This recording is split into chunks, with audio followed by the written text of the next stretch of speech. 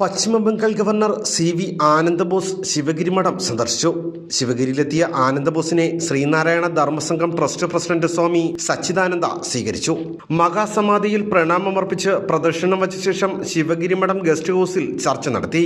ശ്രീനാരായണ ഗുരുദേവ ദർശനം ആത്മീയതയിൽ അധിഷ്ഠിതമെങ്കിലും മാനവികതയിൽ ഊന്നൽ നൽകുന്നതാണെന്ന് സി.വി. ആനന്ദബോസ് പറഞ്ഞു.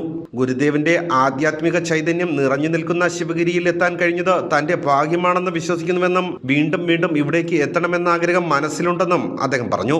ഒരു ജാതി, ഒരു മതം, ഒരു ദൈവം എന്ന് പറയുന്ന വിശ്വദർശനം വിശ്വചക്രവാള മേഖലകൾ പോലും ലംഘിച്ച് കടന്നിരിക്കുകയാണ്. ആത്മീയതയിൽ അധിഷ്ഠിതമെങ്കിലും മാനവികതയ്ക്ക് ഊന്നൽ നൽകുന്ന ഒരു ദർശനമാണത്.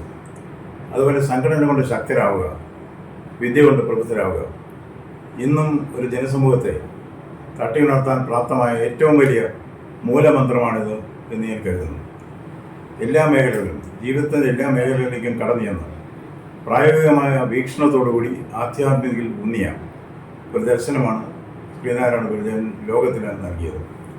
അതുകൊണ്ട് തന്നെയാണ് കാലത്തെ അതിജീവിക്കുന്ന, കാലത്തിൽ കാലുറപ്പിച്ചുകൊണ്ട് തന്നെ കാലത്ത് വെല്ലാൻ കഴിയുന്ന ശക്തി ആ ദർശനത്തിന് ഇന്നും ഉള്ളത്. അദ്ദേഹത്തിൻ്റെ കാലടിപ്പാടുകൾ വീണ ഈ സ്ഥലത്തെത്താൻ കഴിഞ്ഞത് വലിയ ഭാഗ്യമായി ഞാൻ കരുതുന്നു. കൂടെ വരാൻ ആഗ്രഹമുണ്ട്. ആഗ്രഹം നിർവഹിക്കപ്പെടുമെന്ന് തന്നെയാണ് എൻ്റെ പ്രതീക്ഷ. ശിവഗിരി സന്ദർശനത്തിൽ മഠത്തിന്റെ സന്തോഷം സ്വാമി സച്ചിദാനന്ദ അറിയിച്ചു. ഡിസംബറിൽ നടക്കുന്ന ശിവഗിരി തീർത്ഥാടനത്തിന് ആനന്ദബോസിനെ ക്ഷണിക്കുകയും ചെയ്തു. ഗുരുപൂജ പ്രസാദവും സ്വീകരിച്ചാണ് ഗവർണർ മടങ്ങിയത്. ഭാരത് വിഷൻ, വർക്കല.